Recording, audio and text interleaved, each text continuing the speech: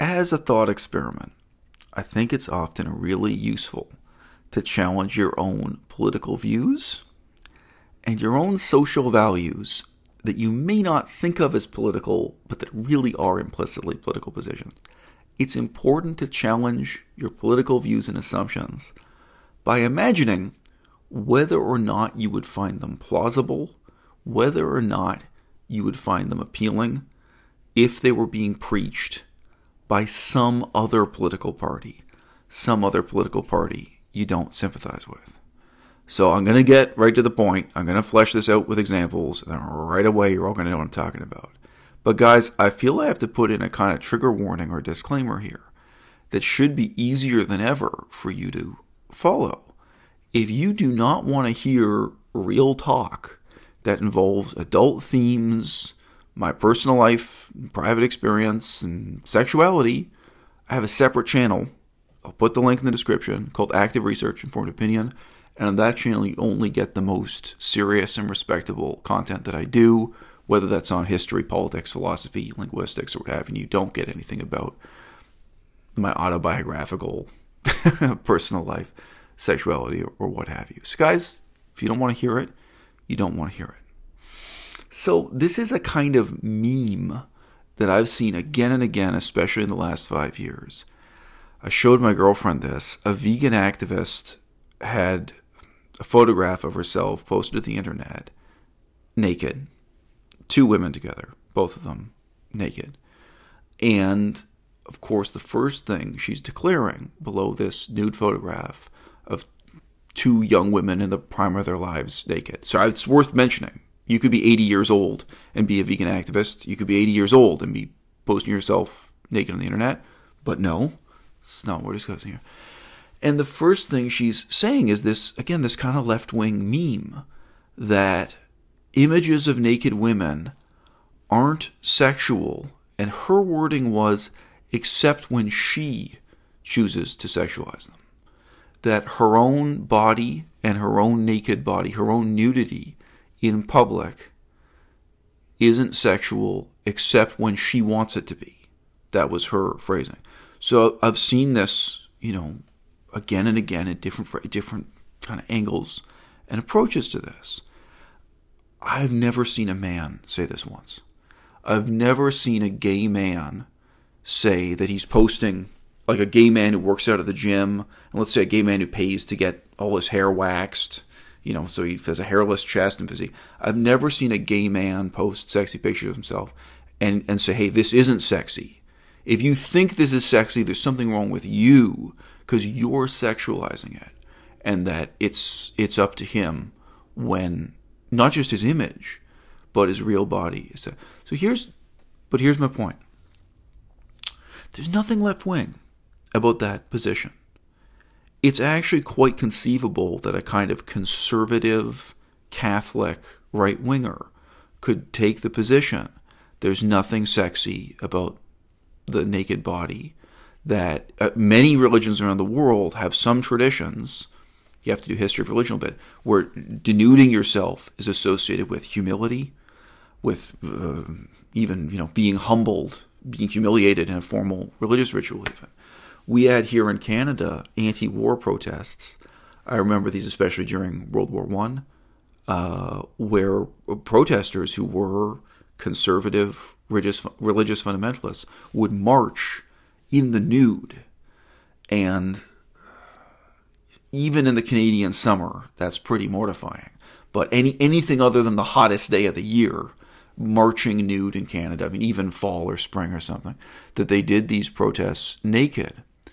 And as you can imagine, this was especially challenging to the police. Like, the police don't really want to tackle you or, arrest you or something if you're marching in the city. And it caused a great deal of consternation inside these nude protest marches. This kind of approach to human sexuality, would that seem convincing to you if it were coming from a right-wing source instead of a left-wing source? And there's various sex-negative attitudes, that I now see on the left wing. Any of them could be transposed to the other side. And if so, what is it that is, again, I used the word before, what is it that's even plausible about this to you? Most of you already know this about me. I grew up going to nudist colonies my whole childhood. So I had a lot of experience being around naked people growing up. Now, there are advantages and disadvantages to raising your kids going to nudist colonies. And just a disclaimer, in Canada, that is not normal. Germany, a very large percentage of people go to nude beaches or formally nudists or naturalists or naturists, something like this. Quite common in Germany. Differs within Europe from country to country. Canada is part of the British Empire and is definitely more conservative about nudity than, say, Australia. We also, as mentioned, don't really have the climate for being naked. But, when I was changing clothes for gym class, or something in primary school, it didn't freak me out being, naked in the change room. And, of course, some boys were really kind of screwed up about taking off their clothes. So there were some advantages to that, just in terms of being comfortable with and used to being around naked people. So I already told Melissa this story, because for me at age 40, this was really striking. I had a day, I'm certain I was either walking to the gym or I was walking from the gym to buy groceries, completely banal. And I was really consumed with a lot of negative thoughts. Just stuff I'm stressed out about. So, probably talking to my lawyer or, studying Chinese. But I remember just being completely consumed in negative thoughts. I wasn't really, you're looking ahead of you on the street, but I kind of had a lot to think about it, a lot in my mind. And in the cold of the Victoria winter, it's not that cold here, but it's pretty cold. I didn't notice until I was right up next to the woman. I passed a young woman in the prime of her life who was basically topless, which, by the way, is legal in Canada. That's a right very, very few women practice.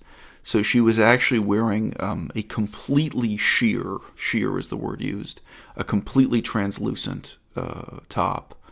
And she was, again, it's actually pretty cold here, she was wearing like a parka, but she was intentionally walking with the parka wide open.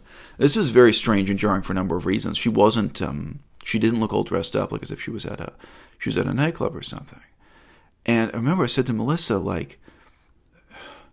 this is so shocking to me, partly because I feel I shouldn't be shocked. And, again, maybe it would have been less shocking if I had kind of seen her coming or something, but I wasn't really paying attention. I was thinking about all these negative things in my mind. Then all of a sudden, there I am, really face to face with, frankly, a half-naked woman. And again, she didn't seem to want the attention or anything. She wasn't, she was just walking down the street. I have no idea where she was coming from or going to. It was really puzzling. So if she was even dressed up, like she had just been going to a nightclub or going to a fashion shoot or something, I would kind of get it. But during the daytime, right? Broad daylight, yes. No, but even so, you might be able to imagine some scenario. Yeah, it was very strange. Yeah, and it's winter, and it's winter. Yeah, right. And and in Canada you have legal right to. In Canada you have the right to. A woman can be topless in any situation where a man can be topless. In Canada, it's gender equality. So if you have a restaurant where the dress code is everyone has to wear a shirt, everyone has to wear a shirt. If you have a swimming pool where nobody has to wear a shirt, nobody has to wear a shirt. That's the rule in Canada is of gender equality that way.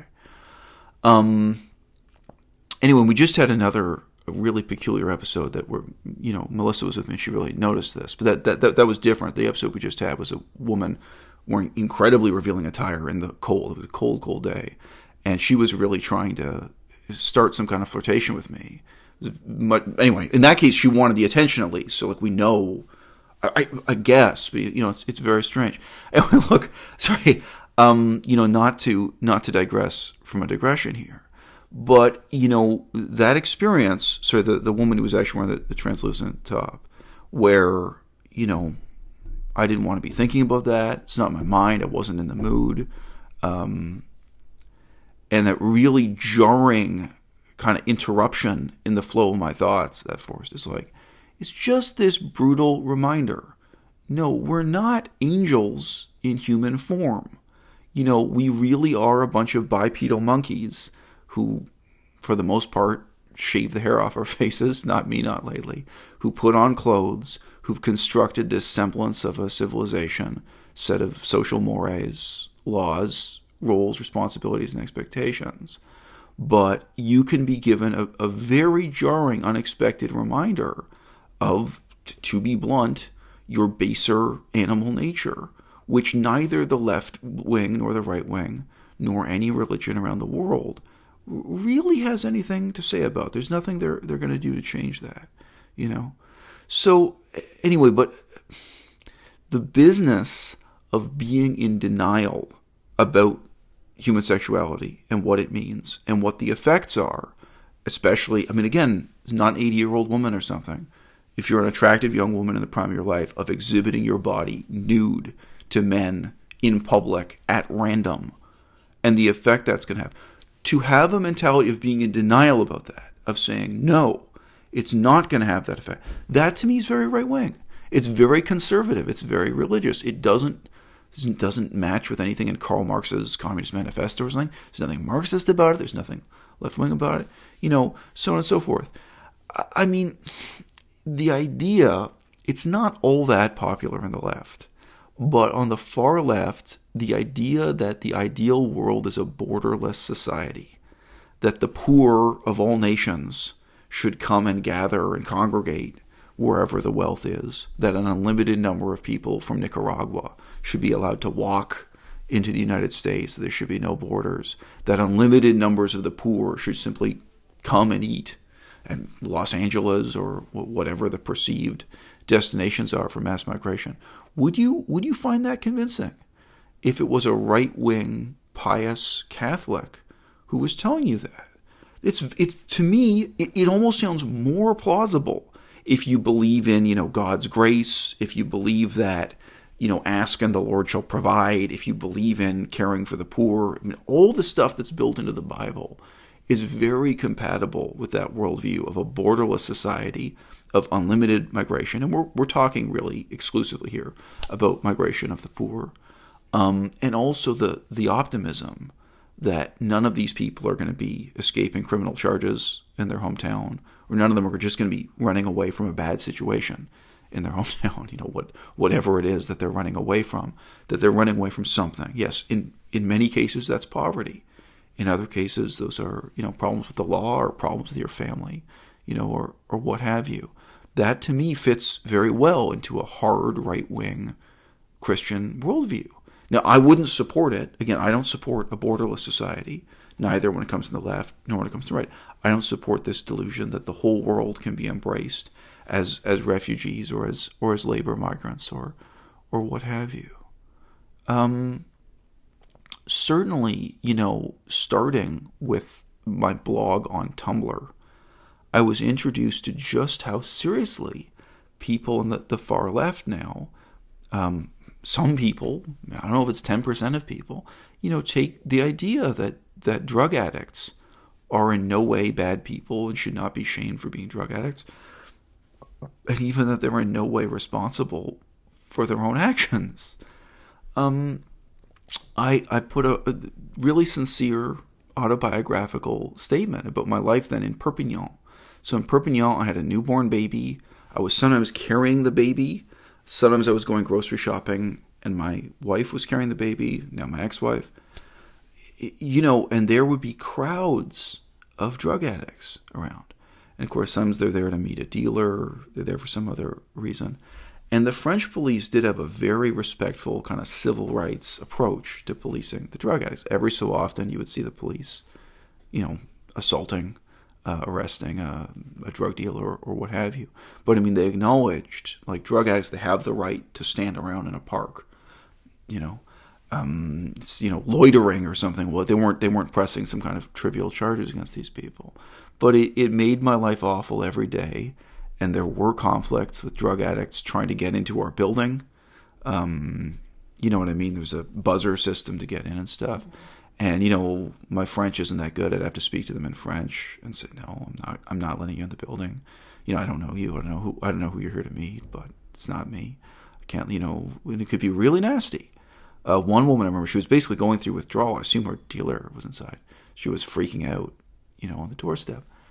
And just an honest statement about this. It wasn't demonizing drug addicts. It was just saying, this is the reality of my life here in Perpignan, is that drug addicts, make my life miserable every day. And I got these left-wing people who followed my blog, I guess, because of veganism or something, absolutely harshly condemning me, where they saw this as like equivalent to homophobia. Like, they, in the same sense that like, oh, a homophobe hates someone just because they're gay. Like, you hate these people just because they're drug addicts. Really, really, by private message and in public, responses to it on Tumblr. And I remember one of them mocking me, just saying, oh, I feel so sorry for you because you have to talk to drug users. Like, as if that's what my complaint boils down to. Now, okay, this type of attitude, if it were a conservative Catholic, even a conservative Hindu or something, I mean, kind of any of the big religions, if it were some far right-wing conservative religious person, it would seem more plausible to me. Because I understand, okay, so you have this belief in the soul or the human spirit being something that's not really dimmed by drug addiction, or you believe in the goodness of human nature or something, and you believe I shouldn't judge these people. Okay, I can see the line of reasoning there where you really feel it's important that I'm super friendly to these drug addicts, or that I'm happy that they're standing around this way, and so again, none of them ever assaulted me, but there was one situation that came close, actually. It's really trivial. It's not worth the story. But some of them tried to kind of interact with me in a hostile way, and just one of those situations, could have been a fist fight. And when you've got a newborn baby, you're on your P's and Q's. I mean, you can't. Getting mugged for your wallet is one thing. If you or your wife are physically carrying a newborn infant, anyway, it's much more of an existential conflict, put it that way. So yeah, look, guys, as I say, there have been some autobiographical anecdotes here, and I could go on. I mean, none of this stuff. I mean, when I look at basically anyone on the left wing who is further to the left than Bernie Sanders, I see a sort of gradual accretion of good intentions that have ossified into totally irrational and counterproductive fixations, the only purpose of which is to make the believer feel morally superior to the unbeliever. So I'm less pious than you. I don't believe all refugees are good people. I've known a lot of refugees. If you live in Laos and Cambodia, even if you live in Isan, Thailand, even when I lived in France, I'm sorry, I've known a lot of refugees around the world, okay? But I don't believe all refugees are good people. You're kidding me. It's just ridiculous. But, the point of that belief is not to make the world a better place. It's not to have a working immigration policy or refugee policy. It's not that they're interested in doing humanitarian work to help refugees themselves. The point is, this belief makes me feel better than you, and now I'm going to let you know it. And, obviously, the role of this in the cult of nudity and of female sexuality as activism and stuff. Okay, so, you're going to post pictures of yourself nude on the internet, but you're doing this with the stated caveat that you feel morally superior to anyone else who either finds these pictures erotic or someone else who's doing the same thing as overt erotica. So you feel superior to other women who have their own blogs or their own Instagram page or whatever it is, their own website, their own YouTube channel, where they're approaching it in that manner. Yeah. And look, the only other caveat I have to say in closing is probably the right wing is worse. and I just don't have to hear it because I have so little contact with right-wing people. It wasn't far right-wing people who were criticizing me on my blog when I was posting this stuff. I know some right-wing people. I know some people in Detroit. Lately, I've talked to some people who voted for Donald Trump. That was certainly a change from the company I normally keep. But for the most part, the inanities on the other end of the political spectrum are simply inanities I do not hear.